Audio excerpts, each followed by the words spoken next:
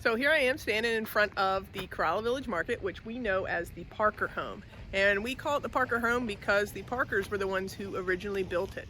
They built it actually up the beach in the 1900s, and then they moved it to this site later in the 20s.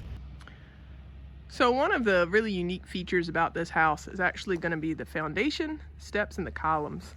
When you take a closer look at it, of course, concrete wasn't readily available around here, so when they needed to make a foundation, this house, they actually went over to the beach and used sand and shells straight from the beach. And that's how they came up with the foundation. So when you're walking up the stairs to this house, you'll see a few cinder blocks filled in with shells, but the steps coming up have the shells right in them. Hey, so we are standing in Corolla Village Market, which is a new co-op that is in the village. And we've got Nate Bowlby in front of us, and he's standing in front of some of his very own artwork that you'll see behind him. So Nate's going to answer a few questions for us. So Nate, when did the market open? The market opened in the spring of 2018. Okay.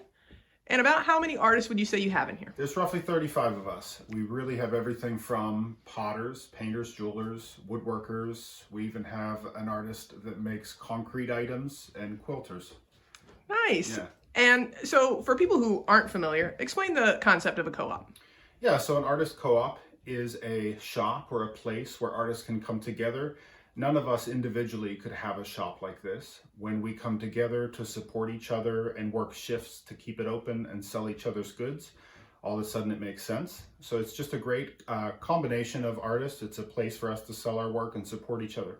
Nice. And so the nice thing about that too is that when customers are coming in, they're always going to at least meet one artist. Right, and we can talk about each other's work. Almost all of us know a few of each other, something about where we are from and what type of work we do. So people constantly comment on the variety in the shop, and it's nice to meet a local artist when you come into the shop. Very cool. Yeah, and I would definitely say sometimes you go into a place thinking a lot of it's local art, but maybe only a small percentage of it is, but you're saying in here, it's all local. Every bit of it, and all of it is handmade. You'll never find goods in the shop that are mass-made or commercial. It's all made by an artist here on the Outer Banks. Awesome. Nate, thank you so much. Yeah, thank you.